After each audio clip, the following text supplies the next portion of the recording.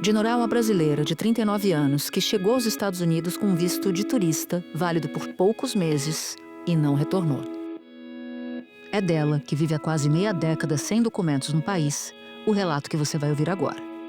Abre aspas. Tem noite que eu perco o sono pensando nisso. São pessoas de boa índole, muito humildes, e seria injusto mandá-las sair. Não há como me preparar. Eu só espero que o pior não aconteça. Fecha aspas. Situação parecida vive Rafael, um brasileiro de 36 anos que mora com a mulher e o filho do casal de 3 anos e meio. Ele usa tornozeleira eletrônica, enquanto a mulher, que descobriu uma doença autoimune já no país, passa por um tratamento experimental em um hospital americano. O medo da deportação é constante. Presta atenção no que diz o Rafael. Abre aspas. De noite, quando eu me deito na cama, com a tornozeleira pesando na perna, tenho que fazer um esforço muito grande para dormir e poder trabalhar no dia seguinte. O que a gente sente é medo. Fecha aspas. Dinorá e Rafael são nomes fictícios. Por segurança, suas identidades foram trocadas pela repórter Mariana Sanches, da BBC Brasil, que conversou com eles e outras pessoas na mesma situação. Assim como os dois, milhares de brasileiros vivem sem documentos nos Estados Unidos. E agora, diante das novas políticas de Donald Trump, se perguntam se vão conseguir ficar por lá. Primeiro, eu vou declarar uma emergência nacional nas nossas fronteiras do sul. Todas entradas ilegais serão impedidas e vamos começar o processo de retornar milhões e milhões de imigrantes criminosos de volta para os seus lugares de onde vieram.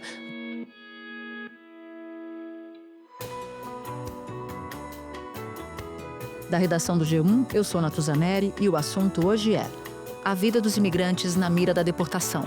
Um episódio sobre brasileiros sem documentos nos Estados Unidos em meio às novas políticas de Donald Trump.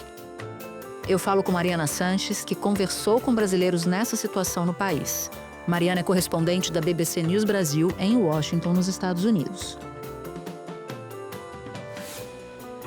Eu falo também com a socióloga Sueli Siqueira, professora da Univale, Universidade Vale do Rio Doce, e especialista em migração internacional. Quarta-feira, 22 de janeiro. Mariana, eu quero ouvir a história dos brasileiros que correm risco de deportação nos Estados Unidos, mas antes eu queria muito que você nos explicasse de quantas pessoas a gente está falando hoje que correm esse mesmo risco. A estimativa mais confiável que a gente tem é do Instituto Pew Research, de 2022, feita com base no censo dos Estados Unidos, que estima em 230 mil brasileiros indocumentados nos Estados Unidos hoje. Esse número, inclusive eu conversei com um pesquisador que fez a pesquisa, ele diz que muito provavelmente é maior e, inclusive, o Pew deve liberar ainda no começo desse ano novos dados aí com base no censo mais recente. Mas é o dado que o próprio governo brasileiro usa, porque também não se sabe, o governo brasileiro não sabe o tamanho dessa comunidade, né? A gente lembra que a comunidade brasileira aqui nos Estados Unidos é a maior população de brasileiros fora do Brasil, né? No mundo, a gente está falando de quase 2 milhões de brasileiros, aí sim, segundo o Itamaraty, tá? Em relação aos brasileiros especificamente em situação de possível deportação iminente, que poderiam ser colocados num avião hoje mesmo e mandados embora dos Estados Unidos, a gente está falando de 38.677 brasileiros. É um dado do ICE, tá? Que é a Agência Americana de Imigração e Alfândega, e esse número se refere aos brasileiros com ordem final de deportação. Não há como apelar à justiça, não existe mais instância para eles. E se o Trump deportasse apenas esses, Natuza, já é 4 vezes o que o Biden deportou de brasileiros em 4 anos de governo. Ou seja, um drama que é muito grande para todos esses 230, mas que é muito mais agudo para esses 38 mil. Pois bem, você decidiu fazer uma reportagem para a BBC sobre esses brasileiros. Eu queria entender primeiro como é que você resolveu fazer. Por que você resolveu fazer essa reportagem e ouvir esses brasileiros que estão agora vivendo sob o domínio do medo, né? Pois bem, eu estava cobrindo a eleição presidencial americana e um dos candidatos, que era o republicano Donald Trump, que viria de fato a ganhar a Casa Branca ainda lá em novembro, ele fez da questão da imigração um dos seus motes principais, né? O Trump chegou a dizer, por exemplo, que os imigrantes estavam envenenando o sangue americano. We got a lot of work to do.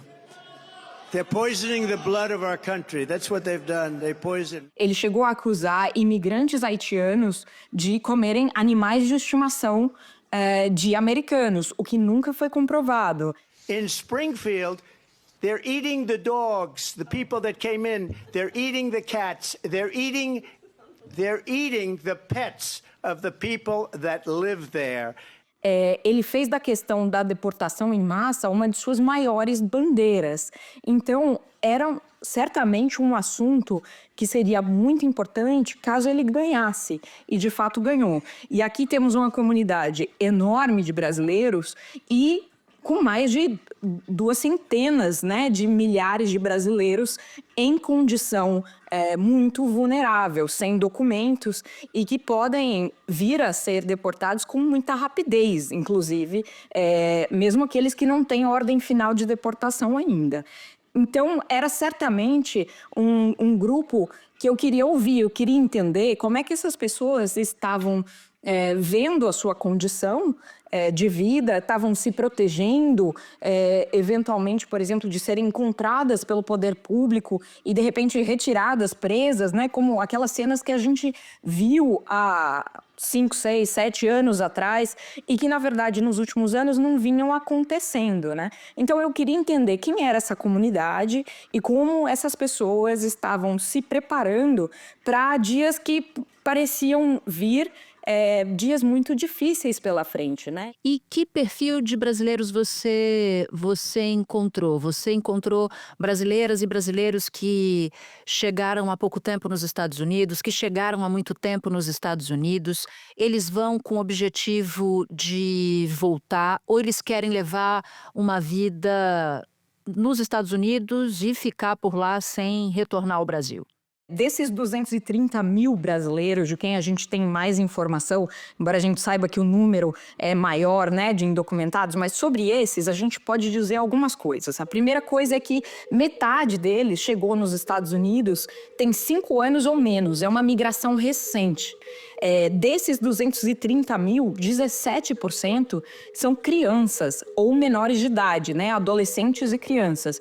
E isso quer dizer o seguinte, que são famílias que vieram juntas, né? E quando a gente pensa em migração em família, a gente está falando de pessoas que querem muito provavelmente se estabelecer no país por um longo tempo, né? Antigamente, e algumas nacionalidades ainda têm esse perfil, né, de migração, mandava-se um expoente da família para ganhar o máximo possível de dinheiro e mandar de volta para ajudar a sustentar em casa. Hoje em dia já não é mais isso. Quem veio recentemente para cá está tentando se estabelecer, né, com a família nos Estados Unidos. Além disso, a gente sabe que 2/3 deles estão trabalhando em setores importantes da economia americana. 1/3 está exatamente na construção civil e eles são muito requisitados por serem considerados muito habilidosos nesse serviço, né? Em serviços de construção de casas, de azulejo, enfim, todo esse tipo de trabalho e que é muito importante porque os Estados Unidos vivem hoje uma crise de falta de casas para os americanos e do preço muito alto da casa própria. Isso, aliás, teria custado a derrota do governo em tentar eleger o seu candidato. Teria sido um custo que o Biden enfrentou, porque o preço das casas hoje está muito alto. Então, são trabalhadores importantes nessa área, também importantes em limpeza. 18% 25%, perdão, em serviços como limpeza doméstica, zeladoria e jardinagem. Imigrantes sem documentos pagam cerca de 100 bilhões de dólares em impostos todo ano por aqui. Só que não tem direito a férias, nem aposentadoria, nem acesso a serviço de saúde, nada. São cerca de 11 milhões de pessoas na mesma situação. 2 milhões deles trabalham na construção de casas. Mesmo assim, há falta de moradia nos Estados Unidos porque não há quem as construa. Nas cidades que não têm imigração, os restaurantes não conseguem ficar abertos. E são milhões de pessoas trabalhando na limpeza. 25% de todos os que trabalham nas fazendas não têm documentos. E eles ganham pouco. Então, é uma população ocupada e que veio para se estabelecer mesmo nos Estados Unidos. Eu queria entrar com você agora, Mariana, em um dos personagens que você traz na reportagem que você fez, que é o Rafael, que a gente cita na abertura do episódio. Me impressionou quando eu li de cara que ele usa tornozeleira eletrônica. Eu disse, ué, será que ele cometeu algum crime? E aí vou descobrir rapidamente, lendo a sua reportagem, que é porque ele estava lá em situação irregular e, portanto, estava sendo monitorado pelo Departamento de Imigração. Conta um pouco mais da história dele. Me impressionou particularmente a história atrelada dele, que é da mulher dele, né? Uma história de doença gravíssima. Exatamente. O Rafael, ele tem 36 anos, ele é um homem que tem somente o ensino médio, né? E que veio para os Estados Unidos junto com a mulher dele, a Soraya, de 41 anos. E eles trouxeram junto o bebê deles, que na época tinha 8 meses de idade. Os três contrataram o serviço de um coiote, né? Como é conhecido quem faz esse tipo de travessia, quem ganha dinheiro, né? O traficante de pessoas, na prática, como a lei os entende, né? Eles pagaram 90 mil reais, na verdade eles contraíram essa dívida, né? Para ser paga a partir do momento que eles passassem a ganhar em dólar nos Estados Unidos, então 90 mil reais para fazer essa travessia na fronteira do México com os Estados Unidos. E aí eles vêm para cá há quase 4 anos e as coisas não saem exatamente como eles imaginaram, Natuza, porque a Soraya, ela desenvolve uma doença autoimune e essa doença, bom, eles no começo sequer tinham seguro-saúde, qualquer coisa assim, e essa doença vai a levando a emagrecer. Ela perdeu 17 quilos, perdeu todos os cabelos e chegou a perder a capacidade de engolir. Ela ficou... Eu cheguei a ver vídeos e fotos dela no auge da doença e é uma pessoa irreconhecível. Ela realmente esteve à beira da morte, como eles dizem. E ela entrou... É uma doença muito rara e ela, então, entrou para uma pesquisa de tratamento para essa doença numa clínica lá na Flórida.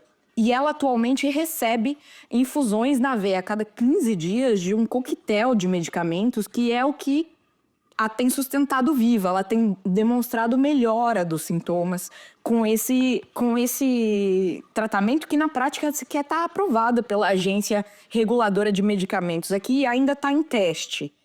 Mas a situação dela é tão grave que os médicos chegaram a escrever uma carta para as autoridades de imigração dos Estados Unidos, alertando que, caso ela seja deportada, esse tipo de tratamento não estaria disponível no Brasil e ela poderia vir à morte. Só uma dúvida, o Rafael está entre os 38 mil que estão a ponto de deportação. Exatamente. O Rafael e a própria Soraya também, porque o que acontece é que desde que eles chegaram, Natuza, eles tentaram uma série de manobras jurídicas para tentar permanecer nos Estados Unidos ou regularizar a sua situação. Eles pediram asilo, pediram todo tipo de caminho que poderia existir para uma migração regular e tudo lhes foi negado. Trump declarou emergência na fronteira com o México, o que permite o envio de tropas militares para lá. E passou a considerar os cartéis mexicanos de traficantes de drogas como grupos terroristas. O presidente acabou com uma política que permitia que quem chegasse aos Estados Unidos pudesse esperar aqui dentro por uma audiência com a Justiça de Imigração e cancelou todos os agendamentos de quem já esperava por essas audiências. Outros milhões de imigrantes aplicaram para asilo. A imensa maioria tende a perder esses casos de asilo, isso aqui é algo que demora muito ali nas cortes judiciais, não é algo que você consegue de repente. Você não pode pegar e deportar uma pessoa cujo trâmite judicial envolvendo o status imigratório dela ainda não chegou ao final. E a decisão final já saiu e eles, então, têm uma ordem de deportação já. E é por isso que o Rafael recebeu uma tornozeleira eletrônica justamente do ICE há mais de 6 meses. E essa tornozeleira fica monitorando os movimentos dele 24 horas por dia. E, inclusive, se caso aconteça, por exemplo, essa tornozeleira tem que ser recarregada a cada 8 horas. Se acontece uma falha, se ele um dia trabalha por 12 horas e não consegue recarregar, eles ligam para o celular, a tornozeleira começa a vibrar, começa a esquentar, eles ligam para o celular dele para saber onde ele está. Enfim, ele é hoje monitorado porque a deportação dele na prática é iminente. Eu conversei com os advogados do Rafael e eles me contaram que já alertaram a família. Olha, se preparem porque vocês muito provavelmente devem ser mandados embora a qualquer momento. E eles foram embora do Brasil em busca de uma vida melhor, porque tinham uma vida de muita dificuldade aqui no Brasil, Mariana? Exatamente, o que eles contam, os dois são de Rondônia, e eles contam que tentaram inclusive mudar de estado antes, ela chegou a ser merendeira concursada, mas dizia que o salário era muito pouco e ele estava desempregado no momento em que eles tomaram a decisão de vir. Chegaram a pedir o visto de turismo para tentar entrar nos Estados Unidos, né, de avião, e isso não foi possível. Então, em um dado momento, eles decidiram que o caminho seria mesmo via a fronteira com o México. É um caminho muito difícil, né? Eles relatam que, enfim, sentiram medo em vários momentos, vieram com um grupo de outros imigrantes, aquelas cenas que a gente já viu algumas vezes, inclusive, né? Da trajetória, enfim, cruzando pelo Rio, uma primeira tentativa frustrada, voltaram, conseguiram. E aí, quando eles entram, vão até a Flórida para se estabelecer, né? É uma trajetória muito difícil, né? A nossa equipe estava no deserto, à beira do Rio Grande, que separa os Estados Unidos do México. Foi quando ouvimos o barulho de um remo contra a água.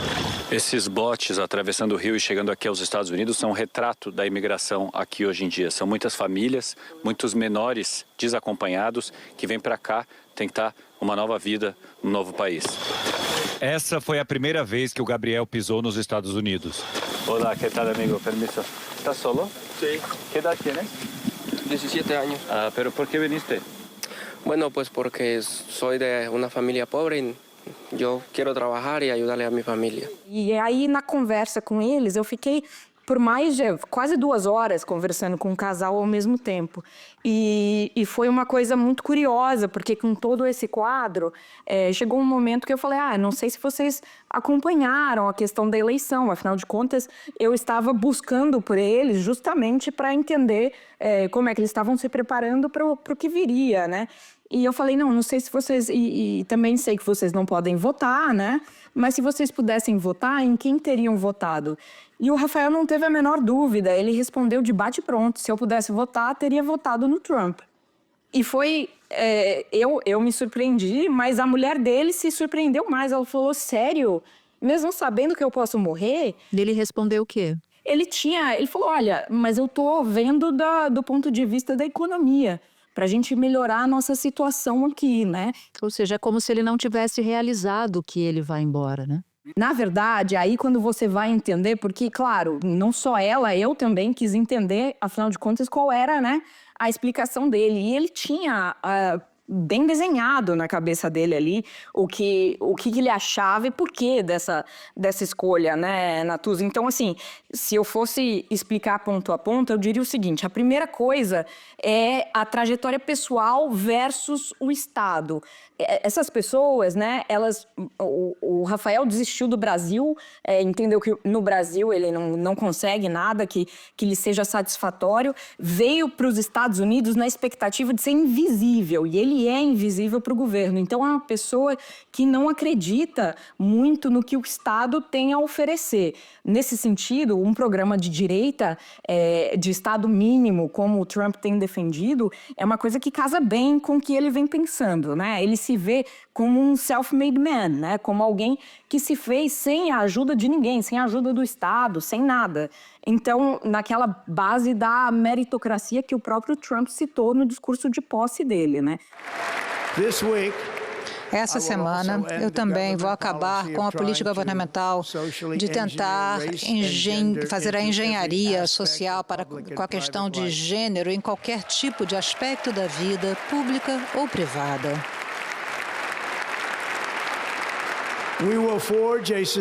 Vamos criar uma sociedade que seja cega à cor e que seja baseada no mérito.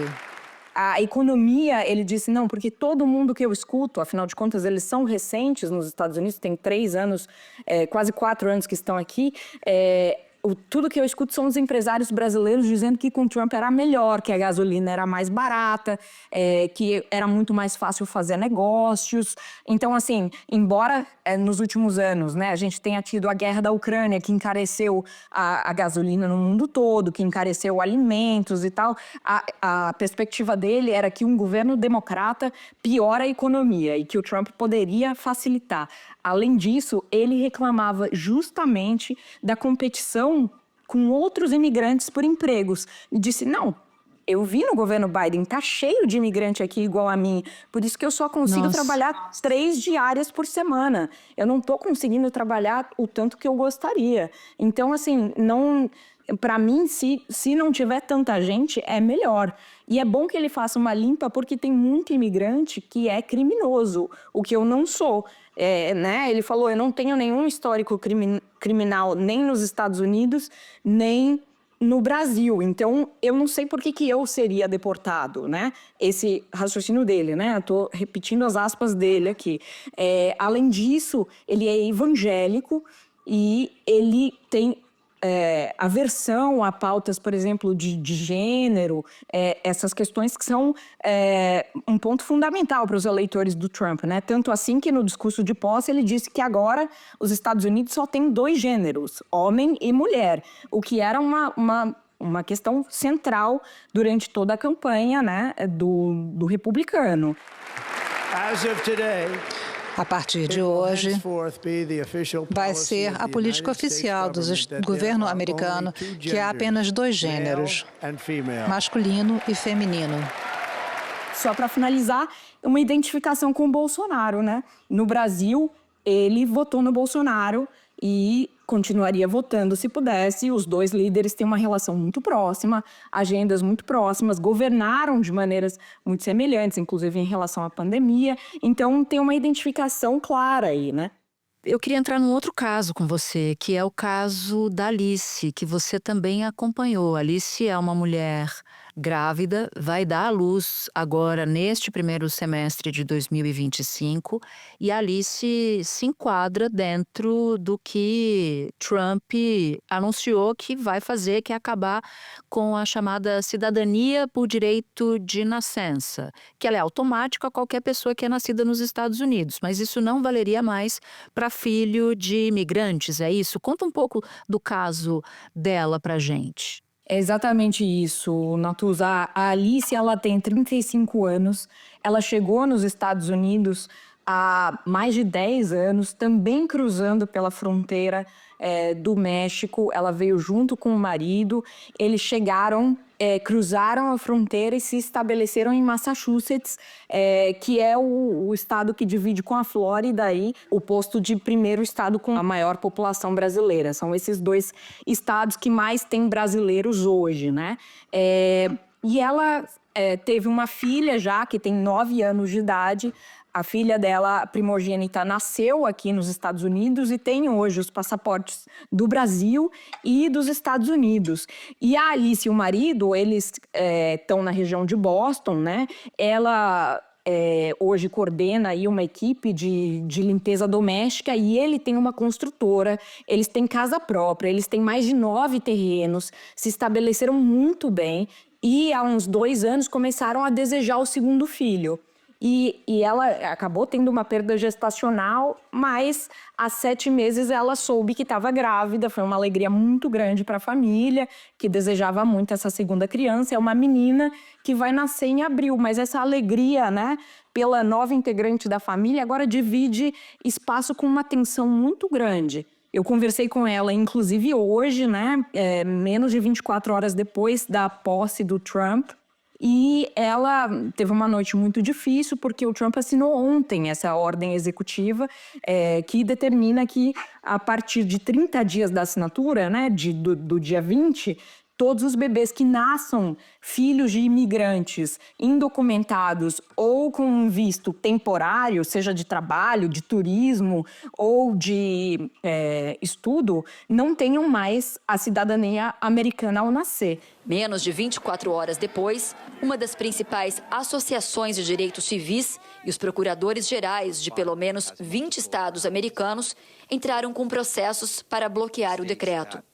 Eles afirmam que a ordem de Trump fere a Constituição. A 14ª emenda diz que pessoas que nascem ou são naturalizadas nos Estados Unidos e estão sujeitas à jurisdição do país são consideradas americanas. Além de estar na Constituição, a Suprema Corte já deu respaldo várias vezes a essa emenda, que está em vigor há mais de 150 anos. E ela já sabia que isso era uma das propostas de campanha do Trump, me falou que temia isso, e o caso dela é super interessante porque a sogra dela e boa parte dos amigos são trumpistas. E a sogra dela é também uma imigrante indocumentada. E aí ela me conta hoje, inclusive, que a sogra recebeu em dezembro, depois da eleição do Trump, já uma notificação judicial para comparecer em corte também em abril, e a expectativa da família é que ela seja deportada, justamente porque o pedido de asilo da sogra já foi analisado e já foi negado, não há mais recurso possível. Então, o que eles estão esperando é que ela acabe tendo uma ordem de ser retirada do país. E, enquanto isso, a Alice vive o seu próprio drama, né? Porque a filha dela deve nascer, então, sem a cidadania. Ela me disse que sente que o Trump voltou no seu segundo mandato com muito mais ódio, né? Foi o termo que ela usou, contra os imigrantes, porque apenas muito ódio justificaria uma maldade dessa, nas palavras dela, né? E ela me disse que, apesar do medo enorme que sente, né? Tanto que ela jamais tentou regularizar a situação por medo de ser expulsa no processo, ela dessa vez está disposta a processar o Estado americano pelo direito da filha dela, da segunda filha, já que a primeira também é cidadã já, então ela acha que a segunda filha, por justiça, também merece essa cidadania. E, assim, os efeitos na vida da Alice já se fazem sentir há muito tempo, assim, nem mesmo 24 horas depois da eleição do Trump, ela me contou que foi buscar a filha dela na escola, como costuma fazer, e a menininha de 9 anos, né, entrou no carro e falou: mamãe, hoje o meu coleguinha me disse que agora que o Trump ganhou, eu vou ter que voltar para o meu país. Ela não entendeu, a criança não entendeu o que isso significava, né? Contou para ela ali, meio perguntando o que aquilo queria dizer, né? E a Alice conta que ficou muito revoltada, inclusive pediu uma reunião com a professora, porque na avaliação dela, uma criança de 9 anos não tem capacidade de articular isso sozinha, então ela acredita que seja uma coisa que ela escuta dos pais em casa, né? Que o coleguinha repetiu ali diante da filha dela, né? Nossa, Mariana, que histórias tristes, e no meio delas, tantas outras. E que bom que você conseguiu, nesses casos em particular, e em outros que você entrevistou, dar rosto aos números, né? Dar rosto. E isso é muito importante. Obrigada por ter nos contado essa história. Um bom trabalho para você. Eu que agradeço, Natuza, é um prazer enorme estar aqui com vocês e estou às ordens. Espera um pouquinho que eu já volto para falar com Sueli Siqueira.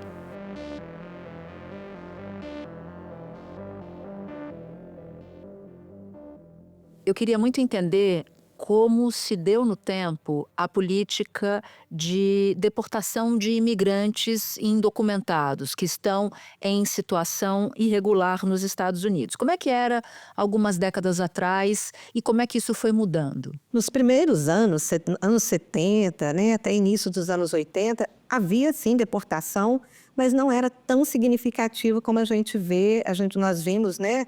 Em 2020, 2022, mesmo no primeiro governo Trump, mesmo no governo do Biden também, chegando, né, um número grande de aviões aqui com pessoas deportadas, mas isso já acontecia nos anos 80, início dos anos 90. Então, a deportação sempre existiu. Mas como é que elas aconteciam? Basicamente em função de quando havia uma denúncia, de quando a pessoa cometia alguma infração no trânsito e não tinha documentação, então aí ele, né, era descoberto, mas não havia nenhuma fiscalização para quem já tivesse entrado nos Estados Unidos. Mas essa prisão na fronteira, isso sempre aconteceu, mas não na intensidade que acontece que tem acontecido nos últimos anos. O primeiro governo de Donald Trump deportou 935 mil imigrantes ilegais de todo o mundo. 6.776 eram brasileiros, menos de 1% do total. Durante o governo do ex-presidente Joe Biden, houve queda de 41% no total de ilegais deportados. Foram 545 mil, 7.168 brasileiros, 1,3%. Eu tenho entrevistado pessoas nos Estados Unidos que têm colocado, que às vezes estão no supermercado, estão na rua, estão no trabalho, quando alguém percebe que é estrangeiro, começa a xingar, mandar voltar para o país. Mas isso não é só nos Estados Unidos, isso acontece também em Portugal, acontece na Irlanda, não só com brasileiros, mas com outros imigrantes também. Esse governo atual, né, ele elegeu o migrante como quase que a causa dos grandes males, né? Como se o migrante fosse, de fato, um criminoso. E que eu sempre coloco, o migrante, ele é um trabalhador laboral, alguém que saiu em busca de trabalho e trabalha muito, né? Se você for observar as condições de trabalho do migrante brasileiro nos Estados Unidos e em outras partes do mundo, ele está inserido no mercado de trabalho secundário, sem nenhuma seguridade, com custo muito baixo para o Estado, porque todo o investimento, né, o investimento nessa força de trabalho foi feito no país de origem. E lá ele simplesmente vai vender essa força de trabalho por um valor muito inferior ao que o local nativo cobraria. Então, ele não é motivo de, vamos dizer assim, da crise econômica, mas ele foi quase que eleito como, né, essa causa dos grandes problemas que os países enfrentam hoje. Primeiro, eu vou declarar uma emergência nacional nas nossas fronteiras do Sul.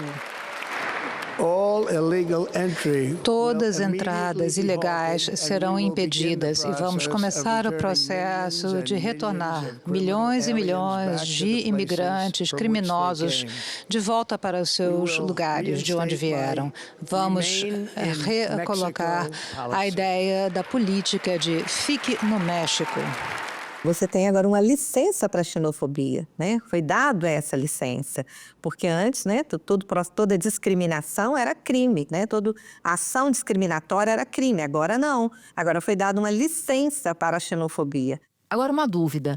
É possível, mesmo com o decreto de Trump, acabar com a cidadania por nascimento, como ele prometeu fazer? Ele pode fazer essa proposta, mas precisa de 2/3 do Congresso, né, de aprovação de 2/3 do Congresso, segundo a legislação americana, e de 3/4 dos estados americanos que aceitem essa mudança na Constituição.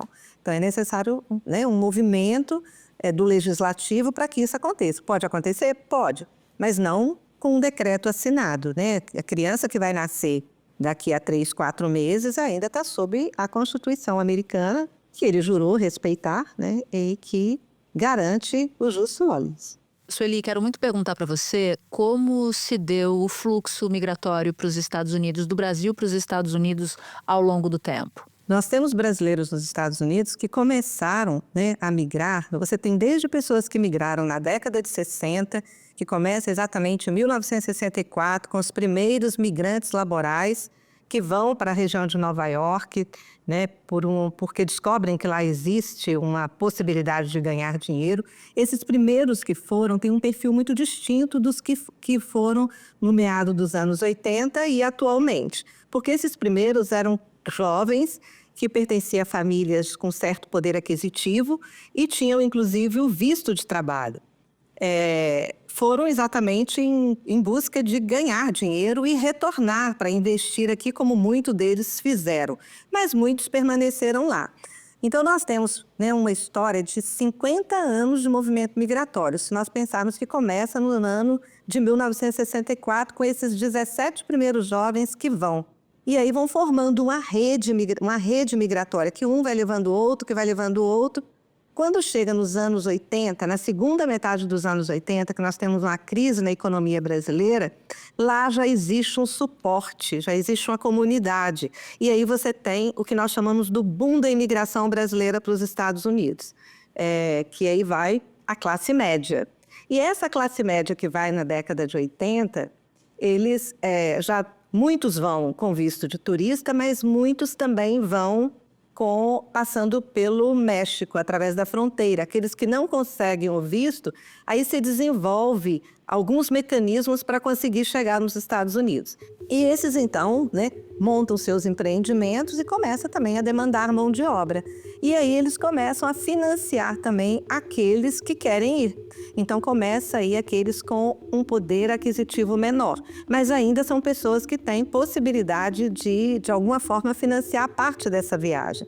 Então aí você pode ver que nós temos diferentes perfis, né? Se os primeiros que foram eram pessoas que pertenciam à elite, né, da região, os da década de 80 também eram da classe média, nos anos 2000 começam a migrar aqueles com menor poder aquisitivo em função de todo esse processo, né, de migração, que vão desenvolvendo, esses mecanismos que vão desenvolvendo aqui.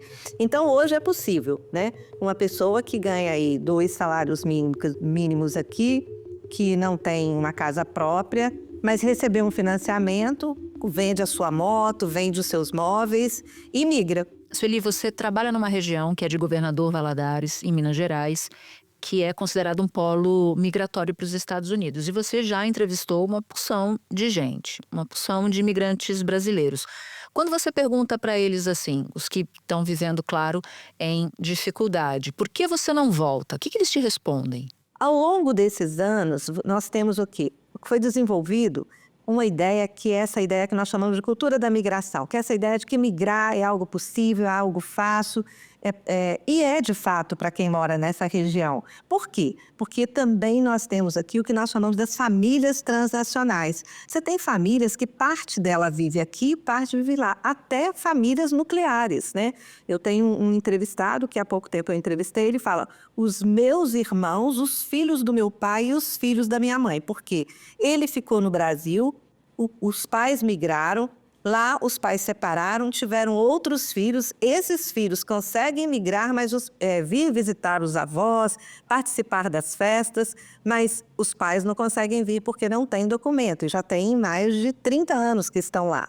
Isso é algo que acontece, né? E como voltar? Por exemplo, esses que estão indo mais recentemente, vai por esse que é o Caicai, esses vão ser esse modelo do Caicai, que é atravessar a fronteira, se entregar à imigração americana e aguardar o julgamento, né? Recebe ou um celular, ou uma tornozeleira, e aí espera 3, 4, até 6 meses para ser chamado para a corte. E eles acabam não indo para a corte. Então, essa modalidade agora, o Trump já assinou um decreto dizendo que agora não, todos que forem presos vão ser deportados. E ele fez isso no primeiro mandato. Separava, inclusive, essas pessoas vão com crianças. Então, por isso, não são presas, né? Porque tem que cuidar da criança. Mas no governo Trump, ele separou as crianças, né? Ele mandava as crianças por orfanato para uma casa, né, de acolhimento, e os pais eram presos.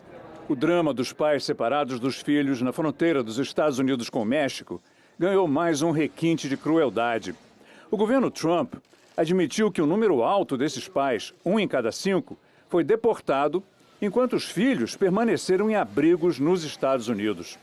No caso desses 463 imigrantes que foram mandados de volta aos países de origem, não há previsão para o reencontro com os filhos. No governo Biden, isso não acontecia por uma questão de direitos humanos, de respeito, né, e proteção à criança. E ele já disse que isso vai acontecer agora, inclusive mandou tropas e fechou completamente. Então, essa modalidade, essa possibilidade de aguardar o julgamento já não vai existir mais.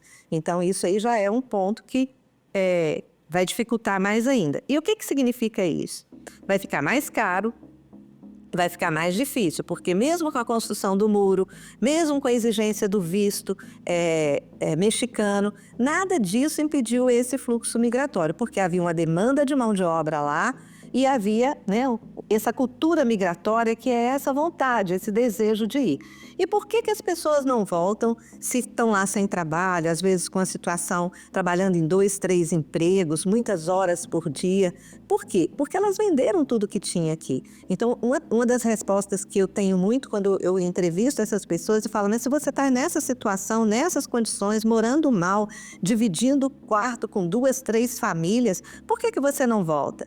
E a pessoa me responde, voltar como? Voltar para onde? Então, ele não tem, porque ele vendeu tudo que ele tinha.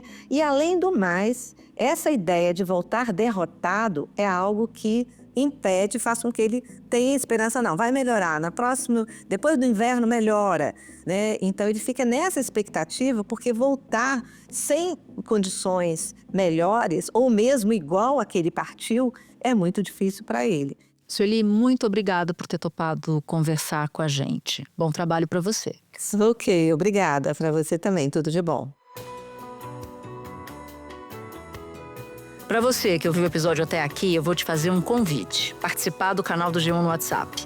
Lá você pode ativar as notificações, receber as principais notícias do dia direto no seu celular. Este foi o Assunto, podcast diário disponível no G1, no YouTube ou na sua plataforma de áudio preferida. Comigo na equipe do Assunto estão Mônica Mariotti, Amanda Polato, Sara Rezende, Luiz Felipe Silva, Thiago Kazuroski e Gabriel de Campos. Eu sou Natuza Neri e fico por aqui. Até o próximo assunto.